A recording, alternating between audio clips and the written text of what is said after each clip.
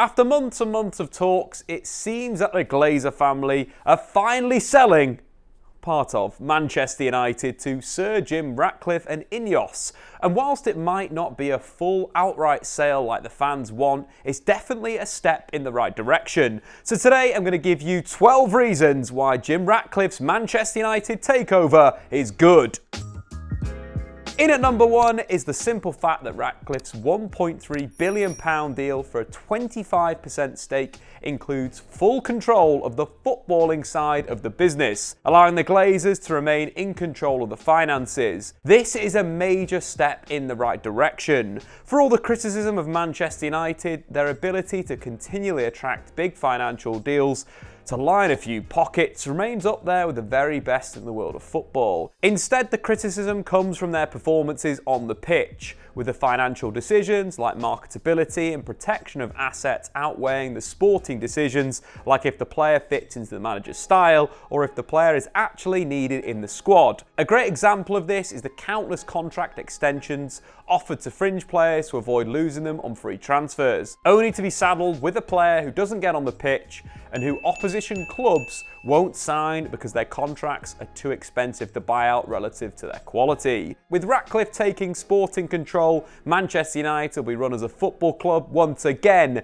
with the success on the pitch as the main objective. Number 2 is a continuation of the first point. Ratcliffe brings a history of sporting success with him. Through Ratcliffe, INEOS are performance partners with the New Zealand All Blacks in Rugby Union and Mercedes AMG in Formula 1, the latter who INEOS hold a 33% stake in, while supporting Eliud Kipchoge as he became the first person in history to run a marathon under 2 hours. Meanwhile, Ratcliffe owns Team Sky, first rebranded as Team INEOS and now as the INEOS Grenadiers in cycling. INEOS Britannia, led by Sir Ben Ainsley in sailing, not to mention Swiss Super League team Lausanne Sport and French Ligue 1 side OGC Nice in football. Across all of INEOS's sporting projects, there's been championships, tournament and title wins that have been driven by determination to hire the best people for their respective roles as they look to compete at the pinnacle of their sports. This attitude is so far away from the blatant money grabbing from the Glazers at Manchester United, always doing enough to keep the club relevant but never pushing hard enough for major success. A travesty considering that when they took over Manchester United, they were undisputedly the best team in England. With Jim Ratcliffe at the helm, Manchester United will genuinely aim to return to the top. At number 3, we have to address the elephant in the room, Ratcliffe's lack of success in football. The caveat to this is that he hasn't owned a club that's able to compete for success from day one. Lausanne Sport have always been a yo-yo club in Switzerland for some time, and after trying to recover from bankruptcy in the early 2000s that saw them relegated from the first tier down to the 4th tier. Whilst Nice haven't really challenged for Ligue 1 since the 1970s, coming closest in the 2016-17 season when they finished 17 points behind champions Monaco. At Nice, Ratcliffe made his mistakes early, struggling in the transfer market and seeing the club fail to qualify for the Champions League. But in Ratcliffe's 5th season, we're seeing more promise, with Nice currently 2nd in Ligue 1, just 1 point behind league leaders PSG, who they actually beat at the Parc des Princes in September. Under Ratcliffe, Nice have signed the likes of Aaron Ramsey and Ross Barkley, players with big reputations but past their best on free transfers. But in terms of transfers with initial cost, Nice have doubled down on signing players under the age of 25 as they're trying to build for the future. This process is starting to bear fruit, with Nice now being able to field a team of young talents featuring the likes of Hicham Boudaoui, Melvin Bard, Jean-Claire Todibo, Tarim Moffi and Kefren Turam, blending them with experienced pros like Morgan Sanson, Gaetan Laborde and 40-year-old Dante. INEOS and Ratcliffe have followed this focus on young player recruitment with the appointment of 34-year-old Francesco Farioli as their manager, who's one of the youngest managers in Europe's top 5 leagues. Handpicked by Roberto De Zerbi to join his team at Benevento and Sassuolo, Farioli exhibits the same kind of expansive philosophy as the Brighton Brighton manager and could lead the next generation of European coaches. Whilst it's only October, Nice do actually look on track for Ratcliffe's initial claim that Nice would be in the Champions League and challenging PSG for the title within 5 years. And number 4, a big plus for Manchester United is that under the ownership of Sir Jim Ratcliffe,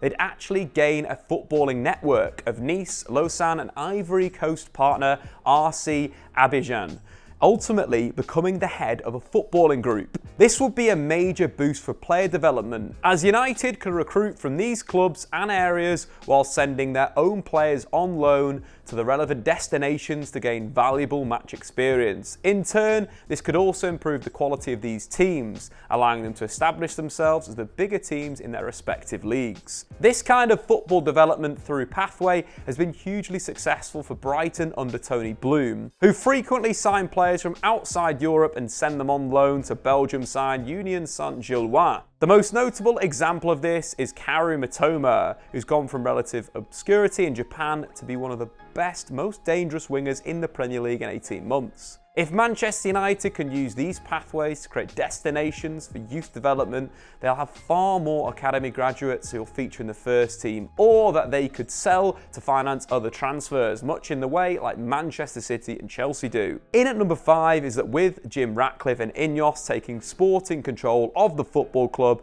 Erik ten Hag will be able to focus on his job as a manager, instead of having to deal with PR problems like Cristiano Ronaldo, Mason Greenwood and Jadon Sancho. For a more in-depth look at what Erik ten Hag has had to deal with at Manchester United, take a look at our video in defence of Erik ten Hag. With a proper focus on sporting success, Ratcliffe intends on shaking up the hierarchy at Manchester United, which brings us on to number 6 and number 7, replacing CEO Richard Arnold and football director John Murtough. Simply put, Richard Arnold's time as chief executive has been a disappointment. His handling of the Mason Greenwood situation, claiming that the club's investigation into the case had proven the 22-year-old to be not guilty, but then failing to release the evidence, is absolutely shambolic. Replacing Arnold with a CEO with a history in football would be ideal, but in all likelihood Ratcliffe will bring in head of sport INEOS, Sir David Brailsford, to replace Richard Arnold. A big criticism under the Glazers has been too many board members with a history in finance making sporting decisions,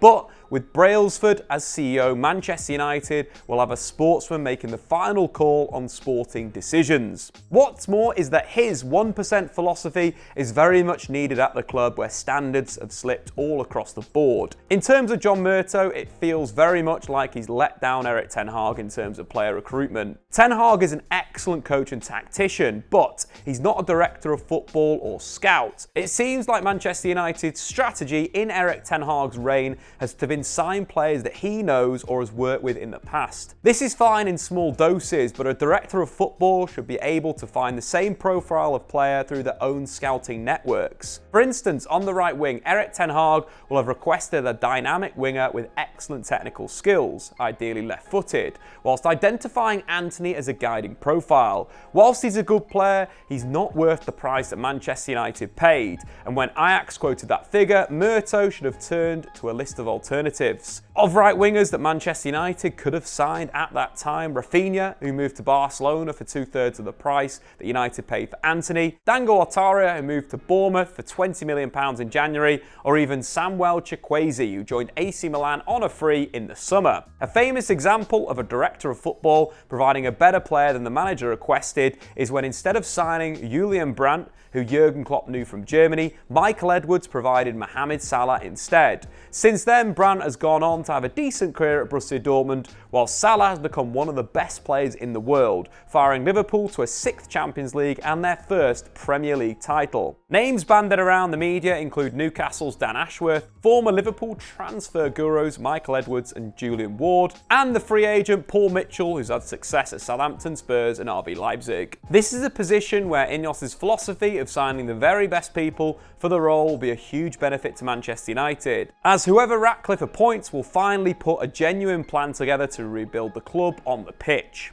At number 8, Ratcliffe's 25% stake signals the beginning of the end of the Glazer ownership of Manchester United. At the end of the day, this is what all United fans want, to get rid of the parasites that have taken our great institution from the height of its power to a laughingstock with greed and shameful ownership. With INEOS taking 25% from the Glazers' 69%, this takes their overall ownership stake at the club down to 44%, which is less than half of what they had in 2005. What's more is that it's well known that Ratcliffe ultimately wants full ownership of the club, with some reports suggesting as soon as 2024. Some people think the devil you know is better than the devil you don't, but there are few owners in the world of sport worse than the Glazer family. At number 9 is the INEOS and Ratcliffe desire to be the very best in every field will change the culture of the club. The Glazers have let Manchester United rot for at least a decade, and the poor standards of the facilities and performance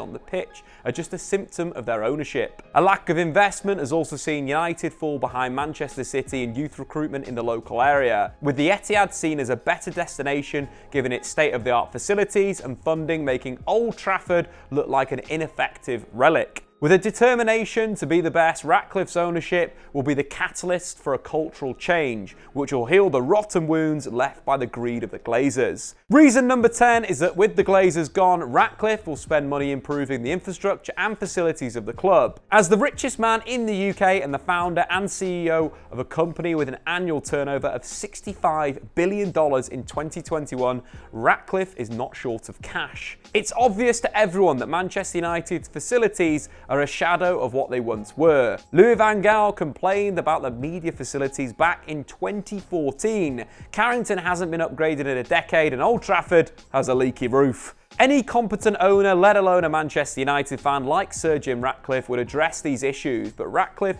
has always poured a huge amount of resource into his sporting projects, something that's massively needed at United. At number 11, Jim Ratcliffe will enable Manchester United to be a sustainable football club once again. Since 2016, the Glazers have taken more than £150 million worth of dividends out of the football club, whilst the debt that's been saddled thanks to the Glazers' leverage buyout, which has risen from $490 million to over $700 million. Worst of all of this is in the 2022 financial year, despite making an annual loss of $115 million, the Glazers still took out £33 million in dividends. Under Sir Jim Ratcliffe, dividends should only be taken when the club is making profit, and whilst the state of current debt is unclear, INEOS confirmed that any debt that's used to acquire Manchester United will be taken on INEOS themselves. The result will be that the profits that Manchester United make through their own commercial and sporting success will be able to be spent on the football club. And finally, reason number 12 why Sir Jim Ratcliffe's minority ownership is a good thing for Manchester United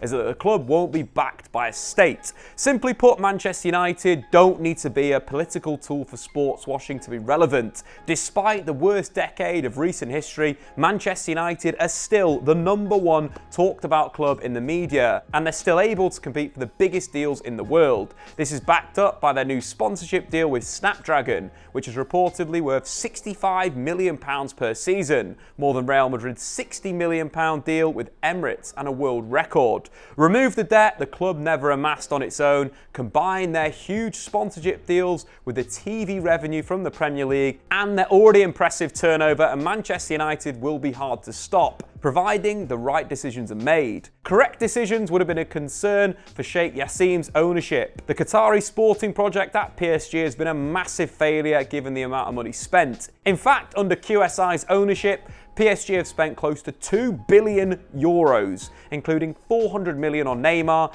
and Mbappe in back-to-back summer transfer windows, and almost $350 million in this summer alone. Their star power has made a mockery of Ligue 1, with PSG dominating domestically. But in Europe, PSG have failed to win the Champions League, reaching the final just once in 11 attempts under Qatari ownership. PSG chase star talents for commercial success has held the club back from becoming the best football club in Europe. Whilst neighbours, the United Arab Emirates, have found huge success putting football first at Manchester City. For everyone now shouting at the screen saying, I don't know how Sheikh Yassim would have operated as Manchester United owner, his leaked transfer target speaks volumes. Eduardo Camavinga, Kingsley Coman and Kylian Mbappe are the kind of big money signings that the Glazers have made in the past to paper over the cracks at Old Trafford, instead of investing wisely in hidden gems and young talent. What's more is that for all the talk that he'd be a dream owner, the top and bottom of it is that Sheikh Yassim wasn't willing to pay enough to be the owner. And if it was really his dream to own the club, a couple more billion is a drop in the ocean for a family that's net worth is 275 billion. Sir Jim Ratcliffe's 25% minority stake might not be the outcome that Manchester United fans want right now, but his view to total ownership of the club signals the start of the end for the Glazers. And from an owner who is a fan, Manchester United's best interests will be the same as the owners. But anyway guys, what do you think? Are you impressed with Sir Jim Ratcliffe's 25% stake? Let me know in the comments below. The Glazers are out. See you later. Thanks for watching. If you've enjoyed this video, why not check out some more content on the Statman Dave YouTube channel.